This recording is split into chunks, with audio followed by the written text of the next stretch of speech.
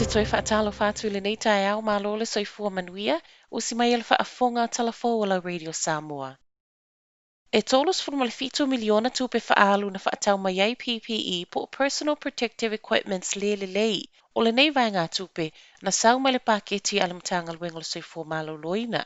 Ma o sau le report mtangal wenga se lau ma le valu miliona tala le tupe atoa na whaatau mai ai PPE mo tangata whai ngā luenga a wapui puinga o le COVID. O me whai ngā luenga na whaatau e au fiai tali fufonga po face mask, face shields, tōtingi lima whaapea ofu.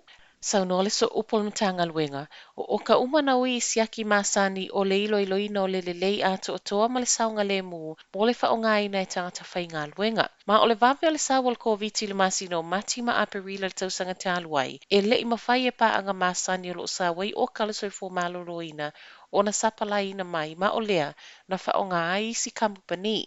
E lo mawhai ona whai ilo mtanga luenga swafo company fau na tapa i ai mo o ka whaavavave. Sauno ai ma le sui o le uni Sarah Doughton i tala le tio New Zealand o le uti o mea whai ngā luenga wātangia mai ai i lea reporti le te leo se fiso soani o lo tu inatu il au nanga tau soifua maloloina. Ua wala au mai e toi wha foi beef mince na whaatau mai le pack and save i tauranga. O le nei mince e na o le la le pack and save i tauriko e whaatau inai. Ma ua mafuona toi wha foi ona na mawai se pepa i ila lanu pi niki to tonu. Wha maoni o foi mtangal wenga le primary industries o le mince le neol o wha pi iai le best before date po le aso e umailo nao ngā le aso wha Januari luas fulu luatasi. Fautua ina tangata whaatau e awana i tau mawhaina, ai ia toi whaafo i le pack and save i tauriko i tauranga, ai toi whaafo i atu lau tupe.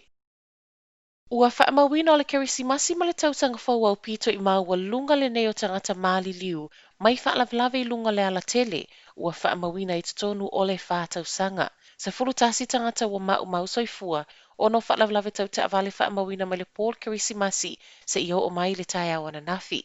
Mai leo whaina umera, o le toa limo i lato ile i whaia ni fuspau, ma o le atali i ono tau sanga le tangata au pito i le titi mai tangata mātutua wa mali liu. Ai leo whainga le aloa io i lato wa mali liu i tutonu o le tau sanga tāluai ma fua i ta avale lave vea, e tolu se lau lua se fulu. Whaamaunia mai le ofiso leo o lo o whaawau pia so e suenga i nei whaalavlave tau ta avale.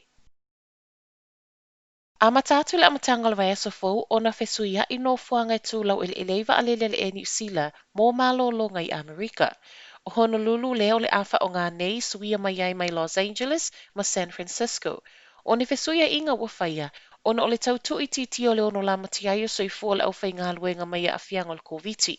O le swinga le vai aso fou, o le a amata i tangata whai ngā luenga o lo o whiwa i waa o lo o momolia uta wha momoli po o kago. Ma o le aso lua o le masina fou, o le awha o ngai Honolulu e pase se whi malanga i mātu o Amerika. Wha moni ai se pepo wha mtalanga o le wha awau peo fesuia inga i le ngatai au au nanga le company ai wha apia le mata i tuina o le saunga le mu o le au whai ngā luenga. E ono cases wha opopo le COVID i te tonu New Zealand, o nei cases uma e pe ona wha ilo mai ana nafi e maua o wha anofo e sea, ma o le toa sifuru maleono na ripotia mai le aso sa o le ua wha asolo manuia. Leise community case i le taimi nei. Matala muli, o lea o toi whaia le isi lockdown mo tangata Engilani. O le whaasilesilanga lo ia lea mai le li palemia o le United Kingdom Boris Johnson, tāpuni ai a onga, te leo pisinisi, no nofo i le whale se i vanga nai fe malanga inga mo mafu anga tatau, ato ai ma le whai ngā luenga atu i le whale.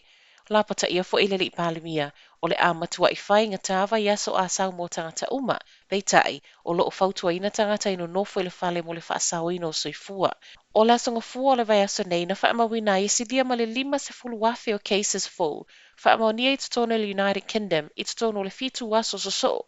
Ma e tuku whaatasia talafou wa silia ma le 21 wafe tangata o lo tau fia i maotanga singase i tutono o Engilani. O tapu atu ina mai nei mo Engilani o lo fofua e whaawau se i o ilo o ngā tutono o masina o i luma. Ai moisi atunu o lo i lalo whaamalu ala United Kingdom o lo tatala i eile whaitalia e whaopopo ai a lato wai ai ingo tapu ua toe sau nei. Telefona ala Radio Samoa mo le nei tai au.